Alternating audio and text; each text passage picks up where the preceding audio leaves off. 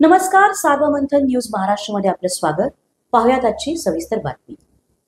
राहुरीत mobile चोरट्यांनी धुमाकूळ घातला असताना चक्क राहुरीच्या ग्रामीण भागातील म्हैसगाव येथे रात्री दरोडा पडल्याची घटना घडली आहे.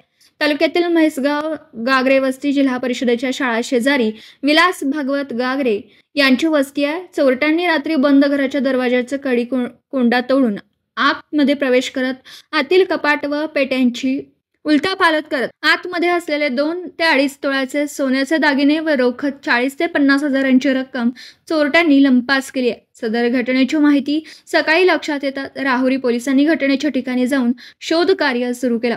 यावेळी अहिल्यानगर येथून श्वान पथकास पाचारण करण्यात आलं होतं. मात्र श्वान पथक रस्त्यालगत जाऊन घुटमळलं. त्यामुळे श्वान पथकाला या चोरट्यांचा माग काढता आला नसून या चोरट्यांनी चोरी करण्याअगोदर विलास गागरे यांच्या घरासमोर असलेल्या शेडमध्ये पार्टी केल्याचं प्रत्यक्षदर्शनी दिसून आलंय. या ठिकाणी दारू व पाण्याच्या व कोल्ड्रिंक्सच्या बाटल्या निदर्शनास आल्यात. मध्यरात्री दरम्यान झालेली चोरीची घटना ही सकाळी गागरे यांच्या जवळच असलेले त्यांचे पुतणे हे ठिकाणाहून जात असताना घराचे दार व कुलूप कोंडा तोडलेल्या अवस्थेत दिसून आला. यावेळी त्यांनी विलास गागरे यांना फोन करून घटनेची माहिती दिली, तर गागरे यांनी तात्काळ राहुरी पोलीस प्रशासनाशी संपर्क करत त्यांना पाचारण केलं.